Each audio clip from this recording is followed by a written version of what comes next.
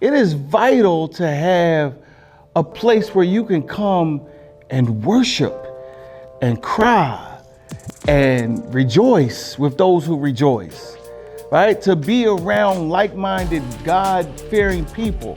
Man, that is a great blessing.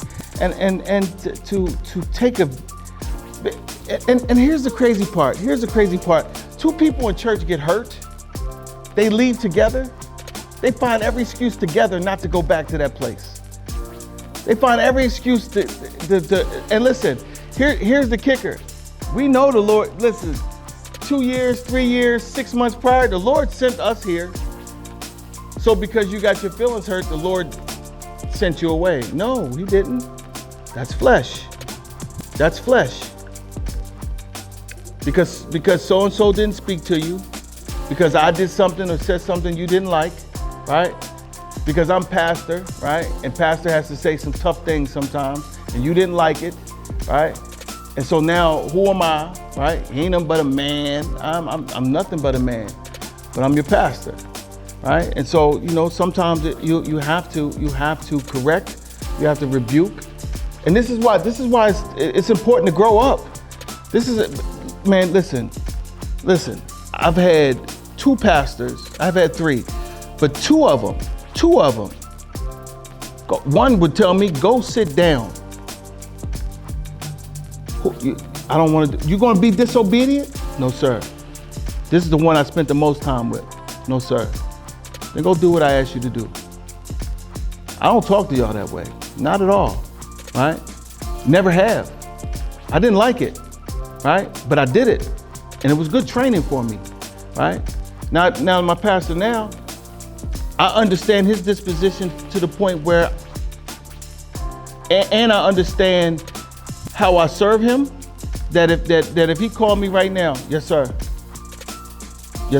okay, yep, Andy, finish this, take the camera home, I'm out of here. That's and he's 2 hours away, I'm gone. That's what I give him in my life. But it's because I'm mature.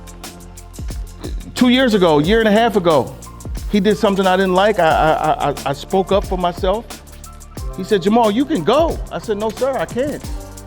I can't go." I said, "I understand this relationship. It doesn't mean just because I don't like it, doesn't mean I gotta leave." And this is why holiness, this is why maturity, this is why edification, this is why discipline, discipleship is important, right? Think about all the hard things Jesus said to the crowd that was following him. The reason why most turned back is because they couldn't handle the hard sayings. They couldn't handle it. And so if we refuse to grow up, Satan's waiting for you to be soft. He's waiting for you to be a punk. He is. He's waiting for you to get in your little feelings and run away. Go from the front pew to the middle, to the stand at the door, to down the hallway and out the door. He's waiting for that, right? When we are assigned to pray for you, when we are assigned to lead you into good stuff, I'm assigned to minister the gospel to you. I'm assigned to this stuff to make sure that I love you and feed you correctly. Like, I don't come in here with no gimmicks, no games, no coercions, trying to get money out of your pocket. I don't do any of that. I never have. Viv, how long you been with me, Viv? 10 years. Have you ever, Radeja, even as a little girl, right?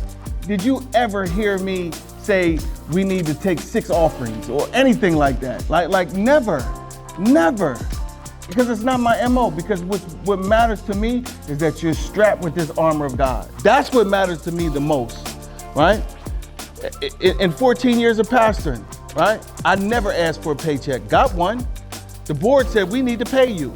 Okay, cool. Tell me what you want to pay me. Never said, "I need this amount." Never said, "That's not enough." Never said none of that. Went into debt because they asked me to be full-time, paying me $600 a week. What grown man with a family and a mortgage of $2,400 a month at that time can live off that with a car payment and cell phone bills and food? None. But I did it because I love the gospel.